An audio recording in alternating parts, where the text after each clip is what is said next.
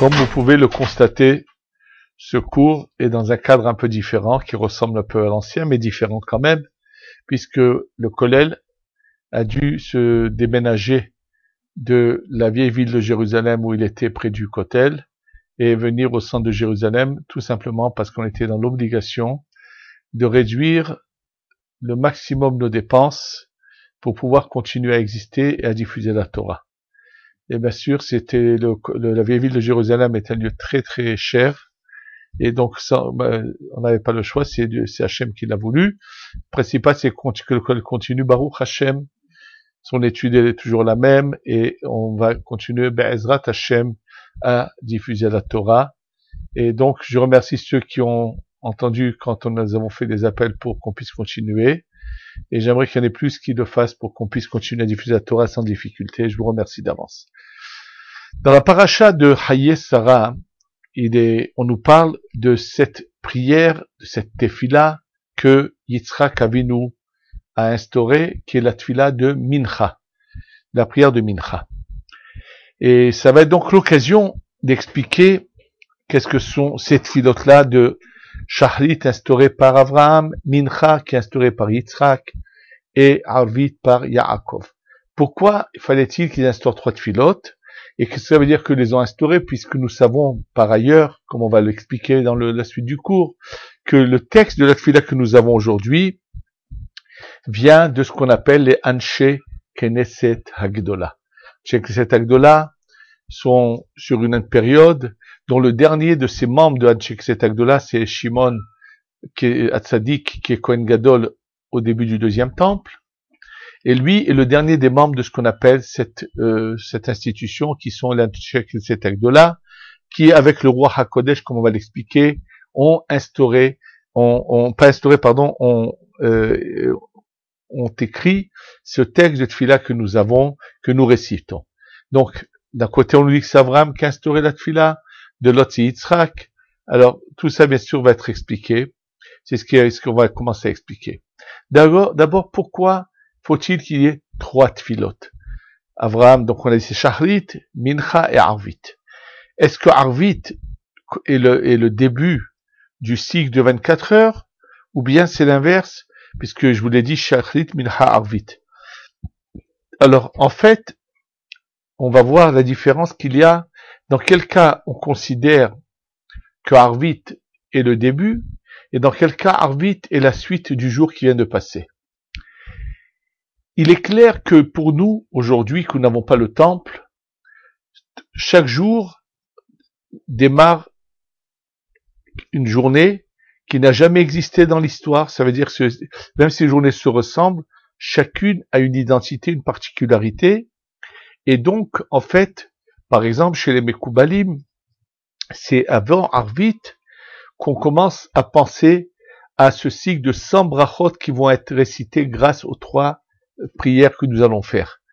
Ce cycle des 100 brachot qui a été instauré par le roi David, puisque comme il y avait une épidémie, il y avait des morts, le roi David a cherché à comprendre pourquoi, et il a vu qu'il fallait donc instaurer ces 100 brachot, et quand il les a instaurés, cette épidémie s'est arrêtée.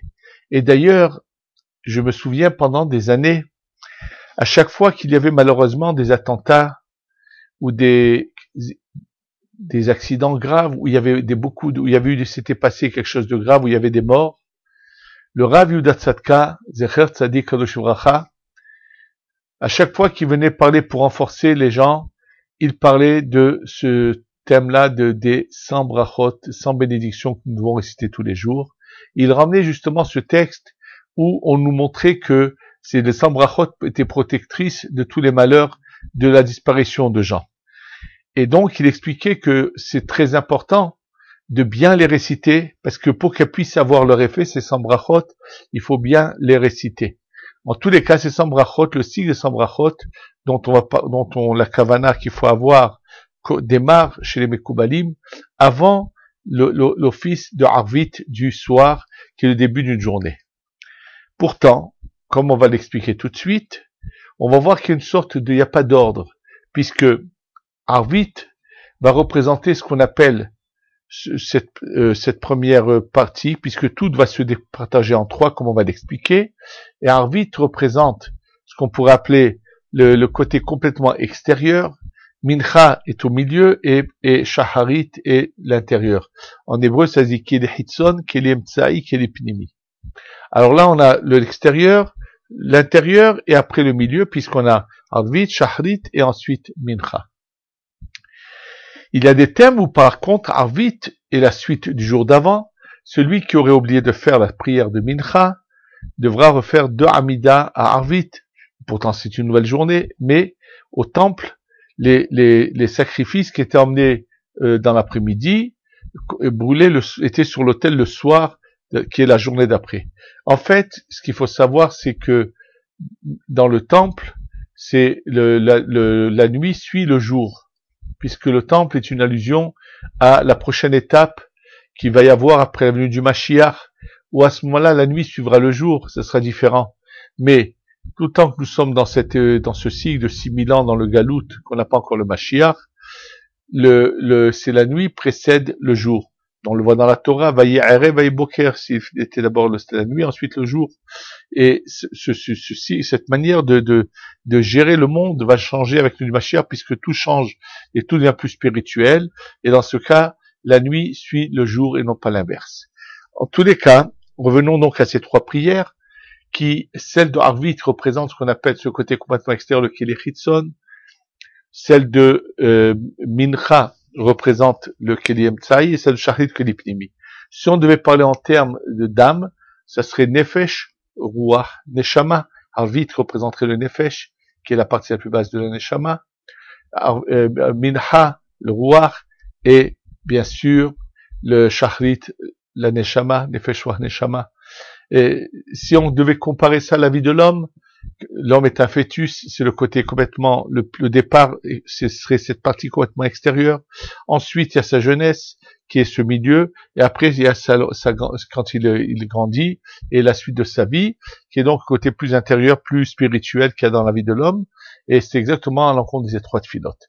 Maintenant, il faut comprendre, donc, quel c'est le sens de cela.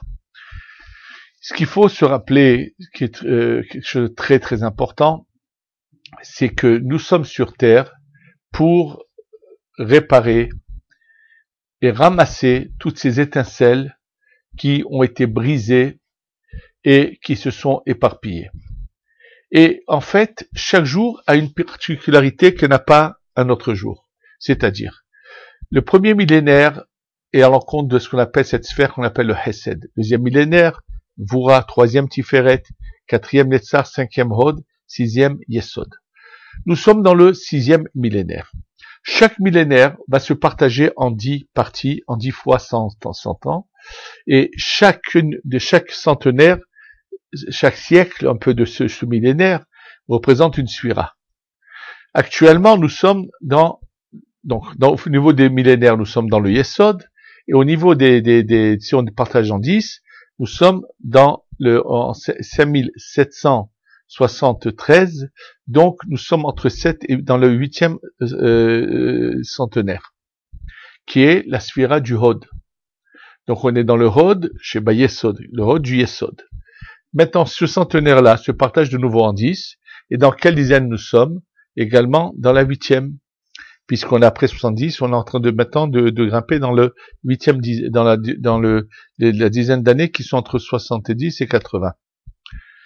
Donc, nous sommes donc en train d'avancer. Et nous sommes à la 3e année de ce dizaine-là, et chaque année se partage en 6 mois d'été, 6 mois d'hiver. Chaque mois se partage en 4 semaines qui sont à l'encontre des 4 lettres du nom de Dieu.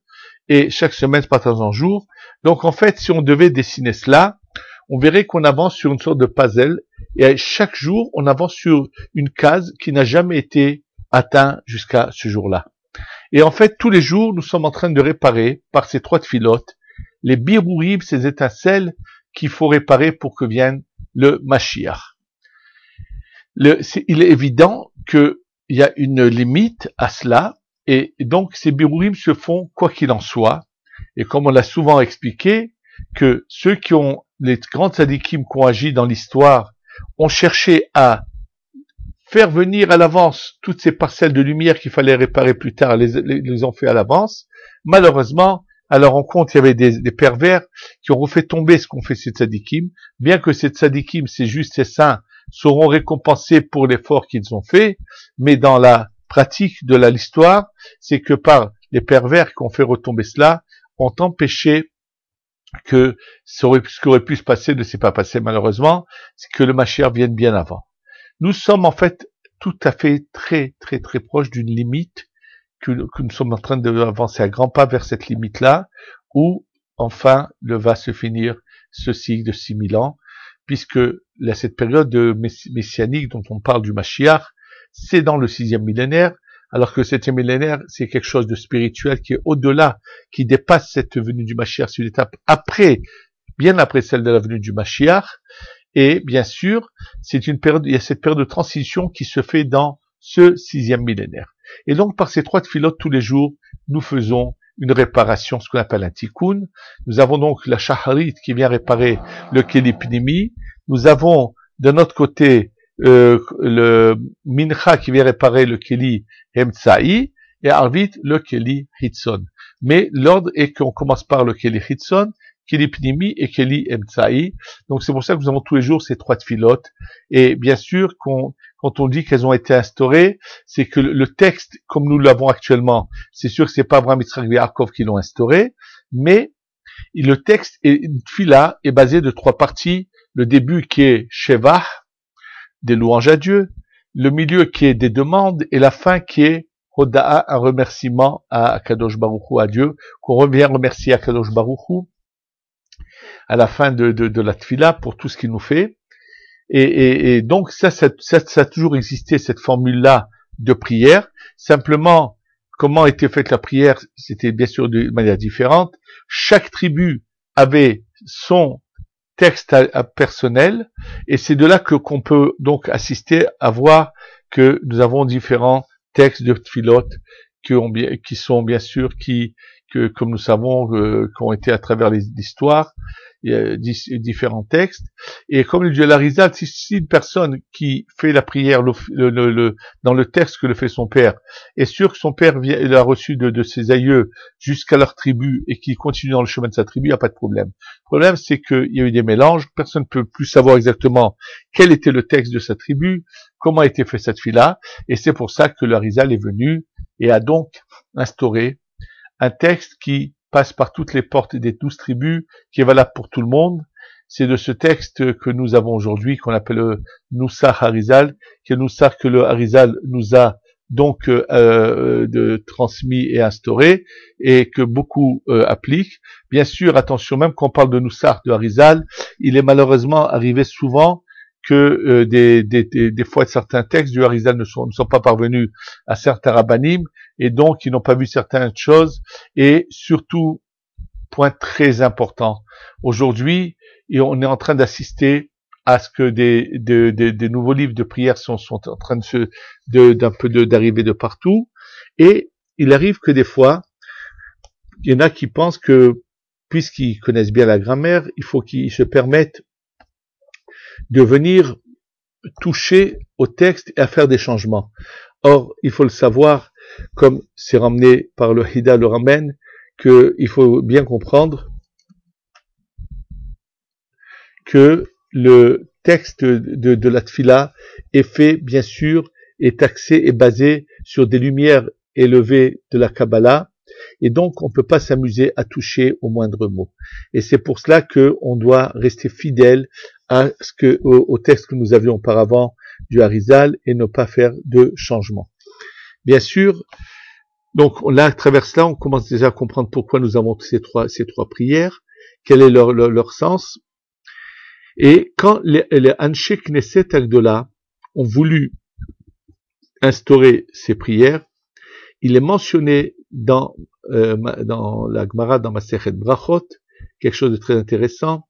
La Gemara nous dit que lorsque la phrase que nous récitons à la fin de la Hamida, qui est la phrase de Yiyu le Ratson Imrefi, Ve'egion libi lefanecha Adonai tzur vegoali. Cette phrase qui veut dire qu'on demande à Dieu que soient priées nos paroles de la prière. Et la Gemara de se dire, mais ça aurait pu être au début, à la fin. Pourquoi les Anshek Knesset Agdola ont-ils pris cette phrase des Télim et l'ont mise à la fin de la Hamida? Et la Gemara de nous répondre qu'ils l'ont fait parce qu'ils ont vu que le roi David, dans les Télim, avait mis cette phrase à la fin du 18e chapitre. Et naturellement, en fait, dans notre Télim à nous, ce chapitre n'est pas le 18e, c'est le 19e chapitre. Et bien sûr, ça pose, alors la Gemara se dit, comment c'est possible? Tu dis 18, mais c'est 19. Bah, dit oui, mais les deux premiers Télim se comptent comme un seul Télim. Et en fait, ce que la Gemara veut nous enseigner à travers tout cela, c'est que c'est Anshek Knesset Agdola.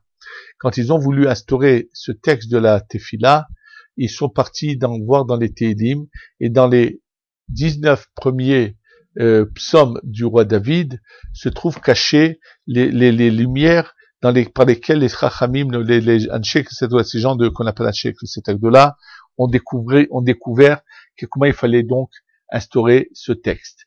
C'est dans ce cadre-là qu'ils ont choisi. Simplement, n'oublions pas qu'au début, cette bénédiction que nous récitons au milieu de l'Amida, qui est la minim bela malchinim alteetikva, pendant des années, cette bénédiction n'était pas existante dans les livres de prière. Elle n'a été instaurée que bien plus tard, plusieurs siècles après que les Anshek Knesset Agdola aient écrit la Tfila.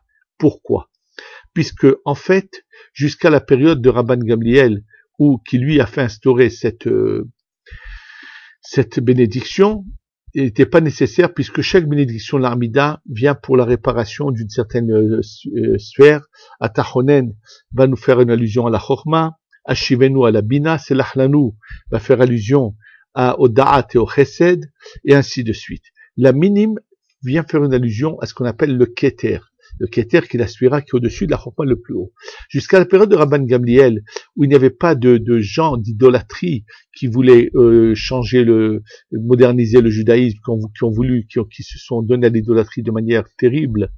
Alors, le Keter n'avait pas été touché, donc n'avait pas besoin d'être réparé.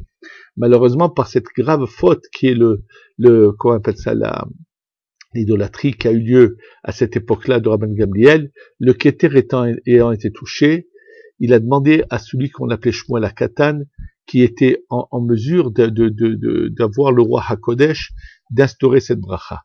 Et en fait, le roi David, qui a tout vu par sa prophétie, par son roi HaKodesh, alors au début, jusqu'à cette période de Rabban Gamliel, les deux premiers psaumes étaient en un, et ensuite, quand il y a eu cette 19e bracha qui a été ajoutée dans la Hamida, les deux premiers psaumes ont été séparés en deux, comme nous les avons actuellement, ce qui fait que cette phrase de Yehul et Ratson se trouve actuellement à la fin du 19e Télim.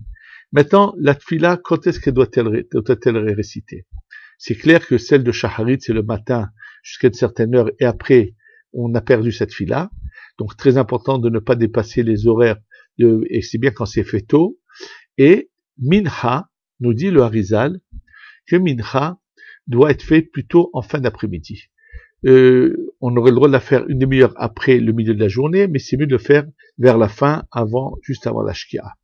Ce qui est fort intéressant, c'est que la Gemara dans Masechet Yoma nous dit que c'est l'ôté d'Avraham. La prière de Avraham, la Gemara se trouve dans Masechet Yoma, dans le 3e chapitre, Daf Kafret, et il est dit, Amar Rabba Barav Yosef, et il est dit, voilà, la Gemara nous dit que Avraham Avinu, oui, voilà, Amar Rav Safra, Rav Safra nous enseigne, c'est l'ôté d'Avraham. La prière d'Avraham, c'est dès que le mur commence, le haut du mur commence à être ombragé, c'est-à-dire que le soleil commence à aller à se coucher. C'est à partir après le milieu de la journée. Bien sûr, quand moi j'ai lu cette Gemara, je me suis posé la question, j'ai dit, mais, et c'est la question qui est posée par plusieurs commentateurs, comment peut-on appeler cette prière de Mincha, la prière d'Avraham? Nous savons que c'est la prière de Yitzhak. Donc pourquoi on nous parle de cette prière d'Avraham en parlant de Mincha? Et surtout qu'il est marqué ici que lui la faisait apparemment pas comme ce qui est l'idéal, c'est en fin d'après-midi. Il y a plusieurs autres questions qui sont d'ailleurs posées. Et en fait, de là, je pense que j'ai trouvé une sorte de preuve à un grand dialogue, une grande discussion qu'il y avait entre certains Mekoubalim de la génération précédente. C'est vrai que Mincha est préférable juste avant la Shkia. Que se passe-t-il le Shabbat? Shabbat, Mincha, c'est tout à fait autrement. C'est-à-dire qu'en semaine, Mincha, c'est la réveil de la rigueur du din, alors que Mincha de Shabbat, c'est le point culminant de la bonté, de la douceur, de la révélation du ce qu'on appelle le chesed. Et donc, certains Mekoubalim ont dit, puisque c'est la révélation de cette grande lumière qu'on appelle le chesed, ça serait l'idéal, serait qu'on fasse mincha ou plutôt le Shabbat après-midi, c'est-à-dire que c'est juste après Chatzot. Il y en a qui n'étaient pas d'accord. Et apparemment, moi, ce que j'avais comme question, c'est que ce que l'Agmara nous parle ici d'Abraham, la prière d'Abraham, dont on parle de Mincha, qui est celle de Yitzhak, qu'on appelle celle d'Abraham, se trouve dans le traité de Yoma. Pourquoi se trouve-pas-t-il dans le traité de Brachot, qui parle des prières, alors que dans Yoma, on parle de Yom Kippour? Quel rapport? En fait, Yom Kippour est appelé le Shabbat des Shabbats. Et là, en fait, je pense que l'Agmara veut tout simplement nous faire une allusion, que on se peut qu'on appelle celle d'Abraham, puisque Abraham c'est le Hesed, et comme Mincha de Shabbat n'est pas comme la Mincha de la semaine, qui est la rigueur qui représente Yitzhak, c'est pour ça qu'ici, ce Mincha on parle du Mincha de Shabbat, et pour nous le faire comprendre, on l'appelle Tseloté d'Abraham, la prière d'Abraham, c'est-à-dire le Mincha qui serait plus pour Abraham que pour Yitzhak. Pour quelle raison? Puisqu'il s'agit de Shabbat où le Mincha n'est pas la rigueur, c'est au contraire le point culminant du Chesed. Et donc, ça serait une preuve claire pour ces Mekoubalim qui pensent que c'est mieux de faire la Tfila de Shabbat, de Mincha, dès le début de l'après-midi. Il est certain, si on savait la force de la Tfila, combien on ferait attention et combien on comprendrait que c'est grâce à la Tfila que beaucoup de choses peuvent changer dans notre vie et qu'on peut faire énormément par la force de la Tfila. Et c'est une occasion pour tous nous renforcer dans ce thème qu'on appelle la Tfila, pour que notre filote soit faite avec plus de cœur, de goût, d'arriver tôt à la tfila, ne pas être pressé d'en sortir, savoir que c'est quelque chose, c'est un lien, un dialogue avec Hachem, et qu'on doit savoir le renforcer. C'est l'occasion de se renforcer dans ce domaine-là qu'est la tfila, puisqu'il faut qu'on sache que dans chaque tfila, on ne sait pas combien de ces étincelles de lumière montent vers le haut, et qu'en faisant attention à chaque fila, combien on emmène la Géoula. Face à Shem, que notre filote soit bien faite et qu'elle soit acceptée et appréciée du ciel, et qu'on ait la Géoula Shilema, Shetavo, Bimhera, Beyamenu, Amen.